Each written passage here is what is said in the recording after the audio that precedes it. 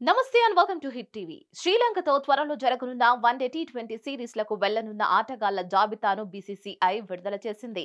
జట్టును ఎంపిక చేసిన సెలెక్టర్లు సంజు శాంసన్, అభిషేక్ శర్మలను పక్కన పెట్టేశారు.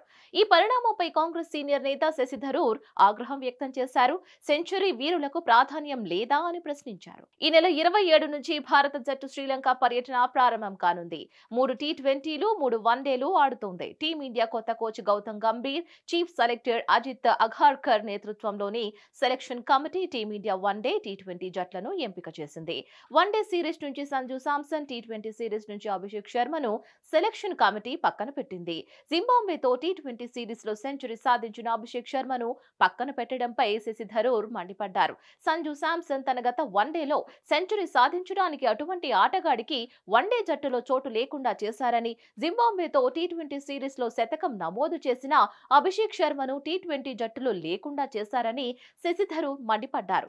అద్భుతాలు చేసే వారి ప్రదర్శన సెలెక్టర్లకు చిన్నగా అనిపించి ఉండొచ్చునని విమర్శించారు. ఏది ఏమైనా శ్రీలంక పర్యటనకు వెళుతున్న భారత జట్టుకు శుభాకాంక్షలను కూడా తెలిపారు. బీసీసీఐ విడుదల చేసిన ఆటగాళ్ల జాబితాను ఓసారి పరిశీలిస్తే హార్దిక్ పాండ్యాపై ఒత్తిడి లేకుండా చూసినట్లు కనిపిస్తోంది.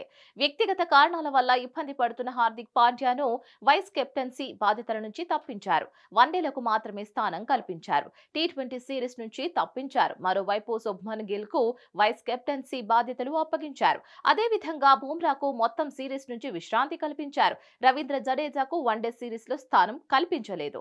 వన్డేలు, టీ20లలో కామన్ గా ఉన్న ప్లేయర్లను ఓసారి గమనిస్తే శుభ్మన్ గిల్, రియాన్ పరాగ్, రిషబ్ పంత్, అక్షర్ పటేల్, వాషింగ్టన్ సుందర్, హర్షదీప్ సింగ్, ఖలీల్ అహ్మద్, మహ్మద్ సిరాజ్లకు ఇరు జట్లలో స్థానం కల్పించారు.